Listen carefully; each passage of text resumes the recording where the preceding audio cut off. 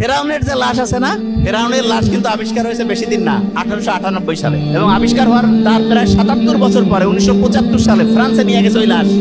আলাদা পাসপোর্ট দিছে, ও সম্মান করছে। ফ্রান্সে নিয়ে যাওয়ার পরে ওর লাশ কাটাছেড়া করলো। খুব দামি জিনিস তো, কত হাজার বছর ধরে আছে।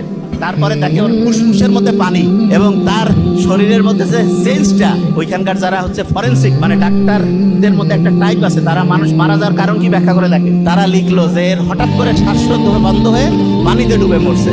আল্লাহ বলছে না যে তোমার লাশ আমি অবিকৃত রাখবো। যতগুলো ফেরাউন কিন্তু একটা না, বহুগুলো ফেরাউন আছে। জানেন কি এটা? বাংলাদেশের প্রধানমন্ত্রী প্রেসিডেন্ট থাকে না, এরকম মিশরের যে হেড তাকে ফেরাউন বলে। অনেকে মনে করে এটা আমাদের কোনো লোকের নাম। ফ্রান্সে নিয়ে গিয়ে পরীক্ষা করে দেখা গেল সে অবিকৃত অবস্থায় ছিল। অন্য সবগুলো ফেরাউনের কোনো না কোনো জায়গায় ডিস্টার্ব হয়েছে, কিন্তু সে একদম যে অবস্থায় ছিল ঠিক সেই অবস্থায়। আল্লাহ বলছে না যে আমি তোমাকে অবিকৃত রাখবো, ভবিষ্যতের জন্য দৃষ্টান্ত করবো, ঠিক সেটাই করছে।